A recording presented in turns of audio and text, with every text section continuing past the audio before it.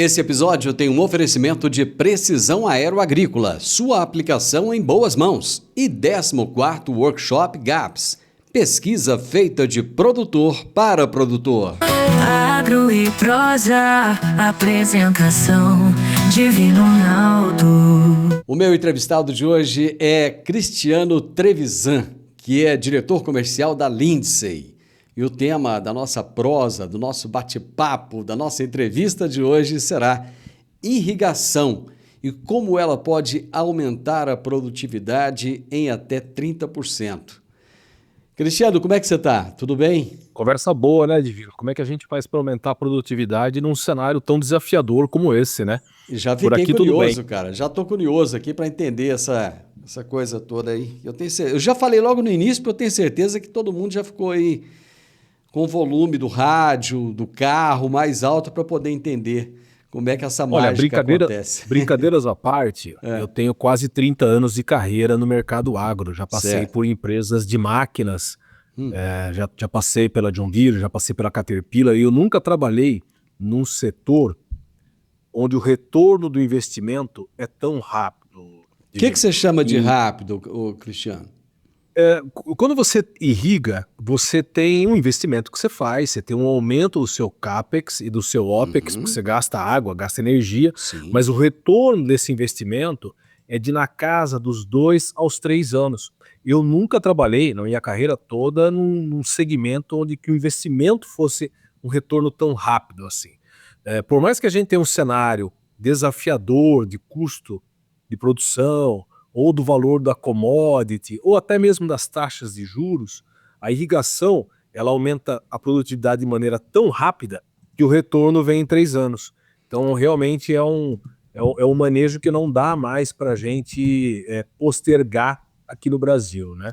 E você sabe muito bem, você é do agro, a gente irriga muito pouco no Brasil, né? De 4% a 5%, quando a média global é 20%, 30%.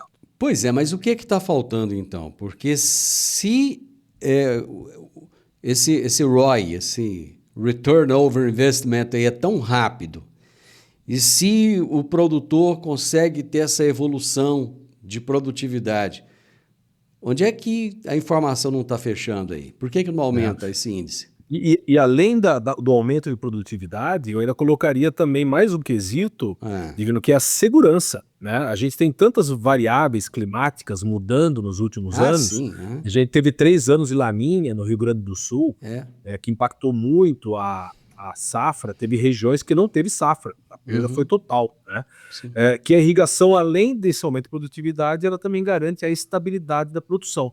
Agora, respondendo a sua pergunta, por que a gente não avança mais rápido? Eu acho que a gente está num bom caminho.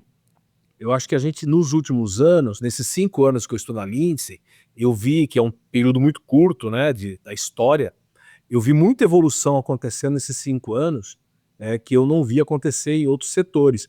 A gente tem hoje um alinhamento de astros para fazer a irrigação acelerar mais. A gente tem um bom suporte governamental. Irrigação é política de Estado, praticamente em todas as unidades federativas do Brasil. Você vê o Rio Grande do Sul com programas de incentivo à irrigação, você vê o Paraná com o Irriga Paraná, que foi lançado agora, você vê São Paulo, que é um estado que tem o estereótipo de ser um estado industrial, mas na realidade é uma baita potência agrícola, Sim. com o governo também fazendo Irriga SP, subsidiando taxa. Você vê o Mato Grosso, você vê a Bahia, você vê Minas Gerais. Semana passada, Minas Gerais lançou um programa de apoio à irrigação também. Então você vê esse alinhamento de astros acontecendo de uma maneira muito consistente para avançar essa quantidade de área irrigada no Brasil. Além disso, também, a gente vê, por exemplo, acabou de sair o Plano Safra do período 25-26.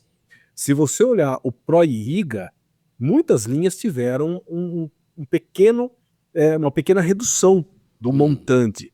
Se você olhar o PROIRRIGA, ele quadruplicou o recurso dele em 5 anos. Então, din-din tem? A grana tem? Tem sim. A gente acabou de receber, né, as normativas do BNDES, do Ministério da Agricultura. A gente vai ter esse ano 2,7 bi para irrigação. Então, o recurso tem. É suficiente porque o Brasil consome? Não, não é. Eu diria para você que pelo histórico que a gente tem de hectares irrigados adicionados ano a ano no Brasil, esse recurso seria suficiente para atender um pouco menos que a metade da nossa demanda. A outra metade da demanda, a gente vai ter que contar com recursos privados, de bancos privados, de recurso próprio dos agricultores também. Então existe sim recurso público, esses 2,7 bi recentemente anunciados pelo Ministério da Agricultura e Ministério da Economia, mas a gente tem uma contrapartida dos bancos privados também, que são muito ativos em irrigação. Pois é, mas quando o produtor rural chega lá no banco, Cristiano, e fala assim, eu resolvi, eu quero colocar um pivô, quero começar a irrigar e tal, e o Plano Safra falou que tem essa grana toda, e eu tô a fim de colocar a mão nesse dinheiro e fazer o negócio acontecer lá, já conversei com o Cristiano lá na Lindsay, e ele falou que o negócio é top. O dinheiro sai? O crédito sai? Sai? Sai. Esse é um excelente comentário, uma excelente pergunta. Sai, mas irrigação, Divino, não é um investimento ou uma decisão que a gente toma assim tão rápido. Tá? É um projeto, é um plano diretor. Então imagina você que conhece bem o agro, né? A gente está falando de pivôs que atendem desde clientes pequenos, pivôs de 20, 30 hectares, até gigantes de 500 hectares. Para qualquer pivô, independente do pequeno ou do grande, você precisa fazer um projeto. Certo. Você precisa ter infraestrutura para esse projeto. É igual armazenagem. É igual armazenagem. Exato. Mas eu diria para você que demora até um pouco mais que a armazenagem. Porque imagina só, um pivô você precisa ter uma adutora, você tem que ter um bombeamento, você tem que ter energia para tocar esses pivôs. Existem regiões no Brasil que têm uma capilaridade de energia muito boa, porque existem regiões que são muito populosas, como São Paulo, por exemplo. Agora, imagina o Mato Grosso, um estado, para ter uma escala do tamanho do Texas, e que só 4 milhões de habitantes, mais ou menos, vivem lá. Não tem energia. Tem não. Então a gente também tem que fazer um trabalho em paralelo com as empresas de energia elétrica para que a gente tenha infraestrutura nessas regiões mais remotas. Então, respondendo a sua pergunta, tem dinheiro. Só que a gente tem que começar a fazer um projeto com bastante antecedência, primeiro para ter a outorga d'água, licença ambiental, que são coisas muito importantes, tá? Aí a questão da infraestrutura elétrica, aí depois a questão do financiamento, que tem. Então essa engenharia, tanto financeira quanto a de projeto, ela tem um tempo de maturação muito maior do que comprar, por exemplo, um trator. Um trator você toma a decisão, vai na concessionária, escolhe lá o pneu, tipo de plataforma, a cabine e leva embora, bota na prancha e vai colher. Um pivô, você demora um tempo um pouco maior para isso. Antes de você me perguntar, eu diria para você que, em média, de 1 a 2 anos, para a gente fazer um bom projeto. Então, deixa eu entender aqui, o que é mais difícil? Conseguir montar o projeto, conseguir o dinheiro para montar o projeto, o pivô, ou conseguir a outorga e a liberação do meio ambiente? Olha, eu diria para você que é uma equação de muitas variáveis, né? Você tem que fazer todas as etapas muito bem feitas. Quando você procura um bom distribuidor, ele vai te explicar sobre esse cronograma, né? O que a gente vai fazer? Vamos começar com outorga, vamos começar com licenças. Como eu disse no começo da nossa conversa, a gente vê hoje políticas de Estado muito mais, eu não digo coerentes, mas muito mais razoáveis na obtenção de outorga. São Paulo tem um plano de outorga online. O Paraná, que é um estado que historicamente irrigava muito pouco, o Paraná tem 0,3 de área irrigada só, porque sempre foi um estado muito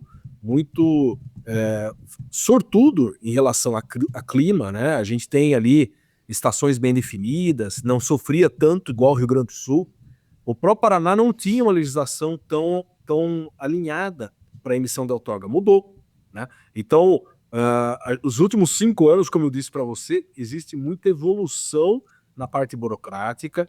Buscar outorga de água hoje não é um bicho de 7 cabeças. Quando você procura um bom distribuidor de equipamento de irrigação, ele vai te ensinar a fazer esses passos, fazer um cronograma de obras também. Eu diria para você que em algumas regiões, Divino, eletricidade tem sido uma pedra no sapato.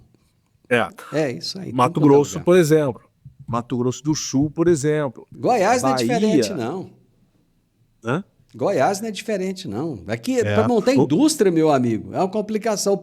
Os caras querem vir investir, mas tem energia. Olha, eu tenho um bom distribuidor que está localizado em Sorriso, no Mato Grosso. Assim, ele sempre me fala isso, né? Sorriso não consegue abrir mais nenhum bairro. A cidade cresce, mas não tem bairro porque não tem energia elétrica, né? Cara, você sabia que lá no sul, eu estava vendo um vídeo semana passada do prefeito de como é que chama aquela cidade lá do... cidade turística lá. A cidade turística no Rio Grande do Sul, eu estava lá pertinho agora. Gramado. Na Serra Gaúcha? Gramado. O prefeito de Gramado teve que interromper, cara, a construção de novos hotéis porque não tem eletricidade na cidade, não tem sistema de esgoto, não tem sistema de água. Então, o Brasil é essa coisa. Eu vou fazer um intervalo, nós já voltamos. Rapidinho. Alta tecnologia, eficiência e produtividade no campo. Com a precisão aeroagrícola, você tem maior uniformidade na aplicação, sem amassar plantas e sem compactar o solo. Tudo isso com menor impacto ambiental e uma equipe comprometida com ética, respeito, inovação e resultados. Certificação em aplicação aeroagrícola sustentável, base em Catalão e pontos de apoio em Goiás, Minas Gerais e São Paulo. Precisão Aeroagrícola, sua aplicação em boas mãos. Acesse www.precisãoaeroagrícola.com.br. Hoje eu estou conversando aqui no programa com o Cristiano Trevisan, diretor comercial da Lindsay. Estamos falando sobre irrigação e como ela pode aumentar a produtividade em até 30%. Deixa eu voltar um pouquinho aqui no dinheiro. Taxa de juros, como é que estão as taxas de juros hoje para quem quer entrar na irrigação? Boa pergunta. Hoje o Plano Safra acabou de ser anunciado e a taxa de juros do programa ProIrriga, que é a nossa linha de crédito específica para irrigação, que eu comentei no começo da nossa conversa, que quadruplicou nos últimos 5 anos, subiu de 10,5 para 12,5, numa tendência natural, né? Todas as taxas de todas as linhas de crédito, em função da Selic que está aí, da realidade atual do Brasil, subiram. Agora, se você imaginar 12,5, é uma taxa ainda pequena, próximo do retorno do investimento que traz um pivô. Porque eu estava fazendo uma simulação agora de manhã para um cliente nosso, como você tem um aumento de produtividade muito grande, você praticamente em 3 anos duplica a tua produção. Então o ROI, né, o retorno do investimento do pivô, acaba acontecendo em 3 anos.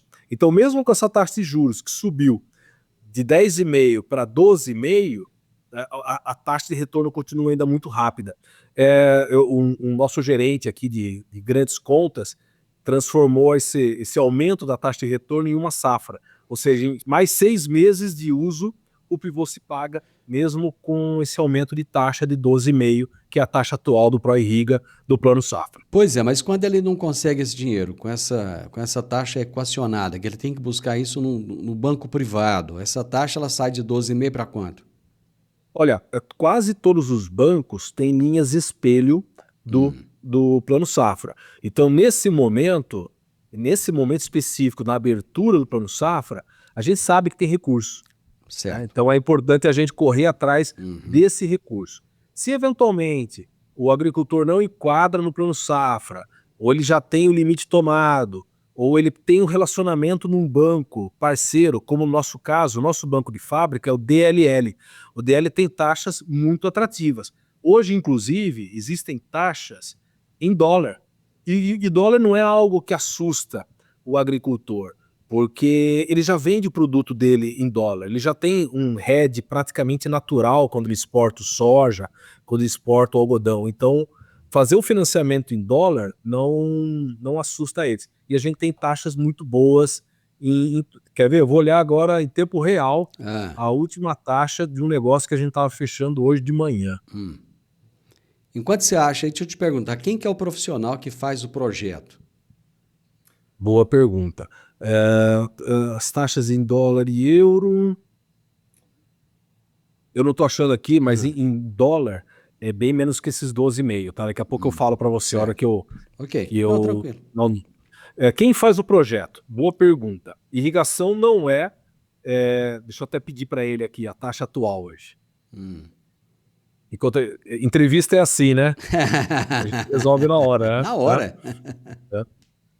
Qual a taxa em dólar hoje? Pronto, daqui a pouco ele já me responde. Sim. Quem faz um projeto de irrigação hoje?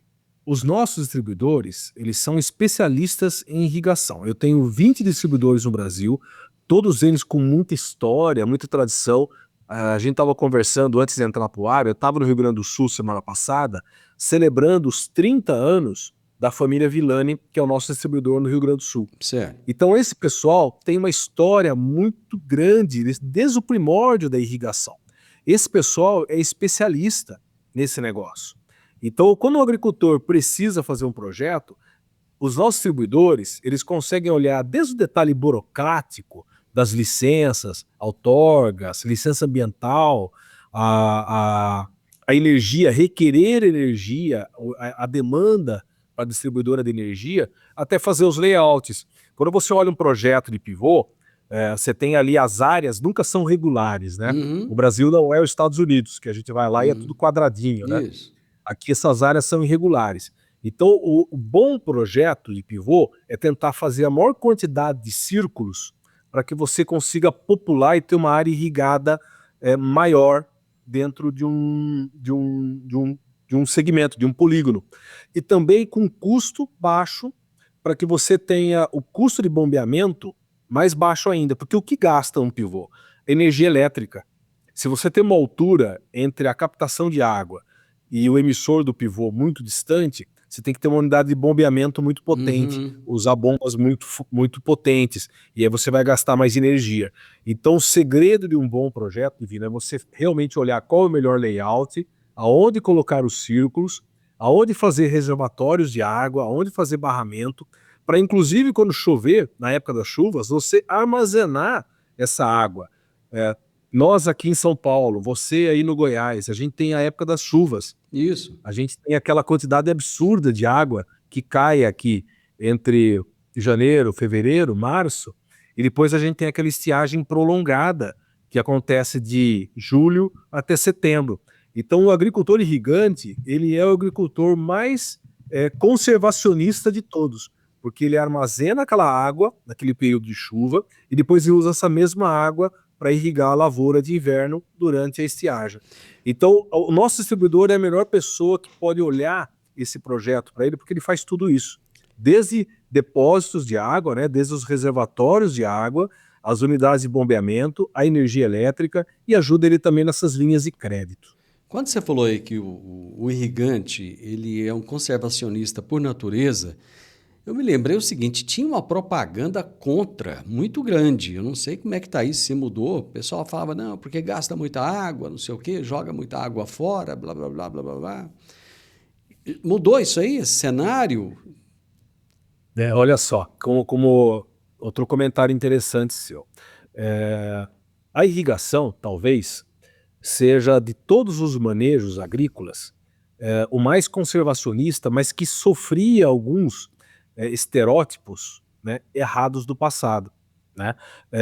Irrigação, você conserva a água, você guarda a água que você usa na irrigação, ela não é usada, ela não é transformada. Se você tem uma indústria, por exemplo, de bebidas, você coleta a água, transforma aquilo num produto e você usa a água. Sim. No caso da irrigação, você só empresta a água, né? Você tira ela do manancial, bombeia, o aspersor aplica no solo, ela rota pro manancial. Volta pro lençol freático ali. Ou evapora. Evapora. E ela atinge a atmosfera e aqueles rios, né, que estão sobrevoando o Brasil alimentam as frentes frias e ela vai desaguar em algum lugar. Rio São Francisco, outro baita exemplo.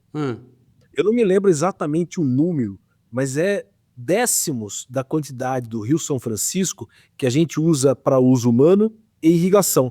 E lembra que o Rio São Francisco passa na região semiárida do Brasil. Isso. E a gente despeja aquela quantidade absurda de água doce, potável, no mar. A gente poderia usar tem aquilo ali, lá. no Pernambuco tem a região produtora de frutas e tal, né? Que utiliza muito a irrigação, né? E aí vai começar a ter mais isso, né? Tem bastante projetos novos acontecendo na região, no Agreste, na região da Barra, da Bahia. Da Bahia. Tem muita região lá crescendo por conta do São Francisco.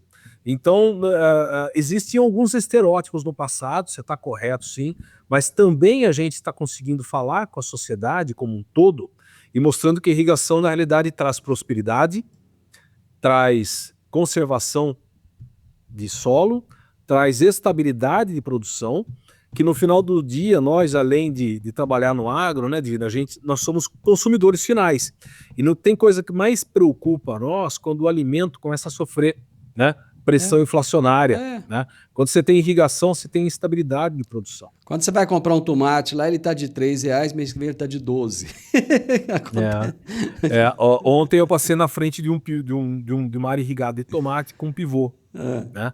O HF, você lembrou bem, a gente fala muito de pivô para soja, para milho, para algodão, para cana-de-açúcar, mas o HF, que é a cultura de maior valor agregado, né, sofre muito com essas diferenças de tempo. Imagina você ter 300 hectares de alho, de cenoura, de tomate, né, sem irrigar. Eu não teria coragem. Né? É muito arriscado. É muito arriscado. Você falou de estereótipo aí, eu tenho uma crença comigo aqui, se isso for um estereótipo, por favor, já aproveita agora para esclarecer. Assim, na minha cabeça, irrigação é coisa de gente grande. Produtor pequeno não dá conta de irrigar. É um estereótipo. É? É um estereótipo. Né? Olha só, de fato, o manejo de irrigação, ele depende de um conhecimento adicional. Né? Até para que você consiga economizar água. Né? Então você começa a prestar muito mais atenção no clima, no seu consumo de energia elétrica. Existem sistemas hoje que tomam a decisão de quanto irrigar baseado na evapotranspiração da planta. Não é uma conta difícil de fazer. Né? A planta, a água que está na planta, ou ela evapora ou ela transpira. Você faz o cálculo e aí você coloca só a água que você precisa repor na evapotranspiração da planta. Então, os sistemas fazem isso automaticamente, tá? Te dá lá a gestão de quanto de água tem que colocar. Então, dava-se a impressão que os grandes faziam isso, mas os pequenos fazem isso muito bem. O agricultor brasileiro, ele é um ávido por adotar novas tecnologias. GPS, piloto automático, não depende do tamanho do agricultor. Nós produzimos pivôs que atendem a agricultura, por exemplo, de HF, de 10, 15 hectares. Né? No Paraná, nós temos uma base de clientes, até porque o sistema fundiário paranaense é diferente, né? São mais propriedades pequenas. Né? A gente tem grandes cooperativas, que são nossas distribuidoras lá, como a Coamo e a Cocamar, uma das maiores cooperativas do Brasil, talvez do mundo, né? E esse pessoal veio de pivô para cliente pequeno também. Então esse estereótipo também está acabando, tá, Divino? A gente sabe que o agricultor pequeno ele é ávido e ele adota a tecnologia muito rapidamente. E pivô também, para entrar num estereótipo, que a gente escutava muito, né? Ele não desperdiça água. A tecnologia que existe nos pivôs, se você tem uma lavoura que pede 8 milímetros de água, ele aplica 8 milímetros de água. A tecnologia dos aspersores que a gente tem hoje é muito mais moderna, né, do que a gente tinha no passado. Então a eficiência tanto de água quanto elétrica de um pivô é muito boa hoje em dia. Tá? Então se você comparar gotejo, por exemplo, com um pivô, né, o pivô entrega a mesma quantidade de lâmina de um sistema de gotejo. Se você comparar irrigação por inundação, você estava no Rio Grande do Sul, né? Você me falou recentemente. Isso. O Rio Grande do Sul usa muita irrigação por inundação nas culturas de arroz. Certo. Desperdiça muita água. Né? Hoje eles estão substituindo a irrigação por inundação por pivô. Né? Então existe aí também essas quebras de paradigmas que a gente tem feito ao longo do tempo. Cristiano, perfeito. Eu vou para mais um intervalo comercial e nós voltamos já já. Uma nova safra de conhecimento está prestes a começar. É o 14º Workshop GAPS, dias 20 e 21 de agosto no Teatro Lauro Martins em Rio Verde, Goiás. Prepare-se para ouvir quem faz a diferença no agro. Marcos Troiro, ex-presidente do BRICS, especialista em geopolítica. Kellen Severo, jornalista premiada várias vezes pelo trabalho que desenvolve no agro. Marcos Fava, professor, referência no agro, fundador da Mark Strat Harvard School. Carlos Cruciol, professor e pesquisador premiado. Gisele Santos, engenheira agrônoma especialista em plantas daninhas. Enio Fernandes, consultor, palestrante, professor e liderança em entidades do setor rural. Mas atenção, produtor, as vagas são limitadas. Acesse gapcna.agr.br e participe do 14º Workshop GAPS, presencial e online. GAPS, 25 anos. Pesquisa feita de produtor para produtor. O Brasil ainda usa muito pouco a irrigação, apesar da quantidade enorme que tem de água disponível e da importância do agronegócio, da agricultura. Eu estou conversando hoje com o Cristiano Trevisan e estamos falando a respeito da irrigação e como ela pode ajudar no aumento da produtividade. Você está falando de tecnologia, tal, tudo que surge de novo. Por exemplo, na agricultura de precisão, a gente já tem hoje na aplicação de defensivos agrícolas, por exemplo, já coloca o bico, solta ali no local que precisa. Então, aquele outro lugar ali não está precisando, então não vai soltar o defensivo ali. Tem todo um sistema de economia ali. Hoje é possível fazer isso.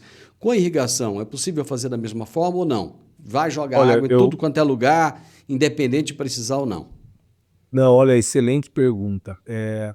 A gente já tem hoje o que a gente chama de VRI, né? Que é exatamente isso. A taxa aplicada, né? Variável. Taxa variável. E o solo... Você pega principalmente um pivô grande, pivô de 300, 400 hectares, não existe uma uniformidade no talhão. Você tem manchas de solo, você tem regiões que tem mais argila, mais areia. Então a capacidade de retenção da água daquela mancha é diferente. Então você tem hoje no pivô a capacidade de entregar lâminas diferentes. Imagina que a minha mão aqui está fazendo o movimento do braço, né, do pivô, né, do vão do pivô. Então, a cada grau que você anda dentro do pivô, você consegue variar a quantidade de água. E aí você cria aquela mancha lá e faz o depósito de água com lâminas diferentes. Então, sim, é possível trabalhar com taxa variável. Que legal. O segundo ponto, fertirrigação.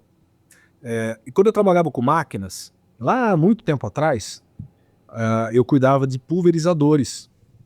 E uma vez um colega meu dos Estados Unidos perguntou para mim: Cristiano, quem que você acha que daqui 10 anos vai ser o nosso maior concorrente?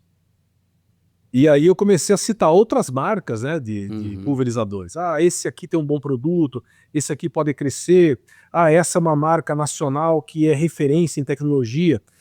Esse colega americano, muito mais experiente que eu, né, ele olhou e falou: um dia quem vai substituir o pulverizador autopropelido na lavoura vai ser o pivô. Porque o pivô, você vai pendurar tanta coisa nele, né? Você vai poder colocar fertirrigação, você vai poder colocar químico, ele já tá para a câmera para olhar como é que tá o desenvolvimento da lavoura. Ele passa todo o tempo em cima da lavoura, não amassa a lavoura, porque ele já tem lá o traçado dele definido, né? O custo dele de movimentação é muito menor do que o pulverizador passando ali a diesel, né? Então ele já está lá. A gente vai cada vez mais usar o pivô para pendurar coisas nele. E pivô é um negócio que dura muito, né? Dura. Nossa empresa começou a fabricar pivô em 1948 no Nebraska. E quando eu vou para os Estados Unidos, eu gosto de olhar a plaqueta dos pivôs. Tudo antigo. Para pensar, esse é mais velho ou mais novo que eu? Eu sempre vou, né, olhar isso. Deixa eu te fazer uma pergunta. O pivô normalmente é mais velho do que eu. Eu falei, meu Deus, tá aqui ainda funcionando, 60 anos. Né? Você falou aí daquelas bolas redondas, curiosidade minha que eu acho que muita gente deve ter também. Cara, e o espaço fora daquela bola? Fica desperdiçado? Como é que faz? Bom, o espaço fora daquela bola, para o nosso ouvinte que talvez não conheça irrigação, a gente chama de calcinha. Calcinha? Exatamente. E por quê? Porque se você imaginar, eu vou fazer o desenho aqui também na câmera, né? Se você imaginar o desenho, o círculo está aqui e aí o perímetro do quadrado, do talhão está aqui, o que sobra é um desenho que parece que lembra uma calcinha. Semelhante. Né? Então, tecnicamente, nós chamamos de calcinha. Essa calcinha que não irriga, Num pivô grande, ela é gigante. Imagina que você vai lá na Bahia, Luiz Eduardo Magalhães, um pivô de 350 hectares, cada calcinha dessa vai ter 50, 60 hectares. E ela não vai irrigar. E aí? Né? E aí? Né? Nós temos um sistema que nós lançamos na AgriShow do ano retrasado e que tem sido um sucesso aqui no Brasil. Convido você para conhecer de perto. Ele chama Corner. Ele é o pivô na ponta do pivô. Então imagina que o pivô está fazendo esse movimento circular. Aí quando ele está aqui, nesse pedacinho da calcinha, ele expande uma outra torre. Essa torre faz esse pedaço, tá? Aí recolhe e volta para cá. Desvia de obstáculo também. Caso você tenha aqui um silo, ou um poste, ou uma árvore que você não pode remover, ele recolhe essa haste e volta. Então o pivô tipo corner, ele não faz círculo mais. Então quando você começar a sobrevoar pivôs agora, você vai perceber que o desenho do polígono já não é mais circular. Ele começa a ser quase quadrado, né? Porque o pivô ele aprendeu a expandir graças à tecnologia, graças a GPS. Então a tecnologia embarcada nos pivôs Lindsay permitiu a gente fazer irrigação quase que plena nas áreas, né? Aumentem até 30% a área irrigada. Vou fazer a pergunta para você que eu faço para todo mundo em tudo quanto é entrevista que eu vou fazer aqui hoje, porque não tem jeito de não fazer. A inteligência artificial já chegou nesse segmento da irrigação? Esse projeto é feito por inteligência artificial. O AI já faz parte da realidade de engenharia há muito tempo. Acho que agora, de fato, agora está chegando para o varejo, vamos chamar assim, né? Mas a gente já tem aí já operando nos nossos sistemas há muito tempo.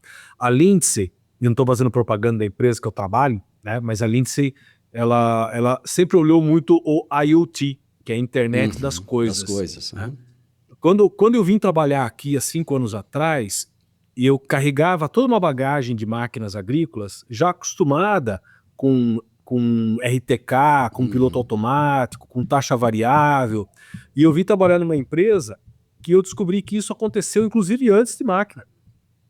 O IoT já acontecia porque a gente já começou a ligar e desligar pivô pelo celular há muito tempo. Então, antigamente, também era uma restrição. O pivô necessitava de mão de obra. Era muito comum ter a figura do pivoteiro numa lavoura. Você tinha lá um cliente que tinha 30 pivôs, ele tem que ter um pivoteiro só cuidando do pivô. Uma moto com quadriciclo, né? Fazendo as visitas torre por torre de pivô, ligando, checando o percentímetro, olhando se está alinhado. Isso não precisa mais hoje. Porque pelo aplicativo você consegue ligar, desligar, alterar a taxa de vazão, fazer a programação avançada do pivô para ele ligar e desligar também, com a taxa que o seu agrônomo determinou ali. Então, a inteligência artificial e IoT já é uma realidade em irrigação há muito tempo. O Field Net Advisor, que é o nosso sistema, ele sabe que vai chover amanhã. E aí ele fala, opa, não preciso ligar o pivô, amanhã vai ter 10 milímetros. Né? Então ele toma essa decisão sozinho também. Olha, respondendo a sua pergunta no começo da nossa conversa, tá? As taxas juros dólar variam de 7 a 8,5% ao ano. Bem mais barato do que aquela de 12,5% que eu comentei com você do Plano Safra. Então vale a pena sim, quem tem exportação, quem tem produto cotado em dólar, fazendo financiamento em dólar sim, tá? Legal.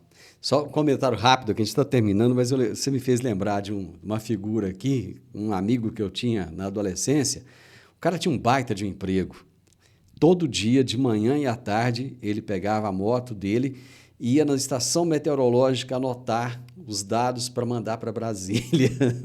Logicamente que ele perdeu o emprego já há muitos anos, né? Então, porque não tem mais quem faz isso. Hoje a gente vive um apagão de mão de obra.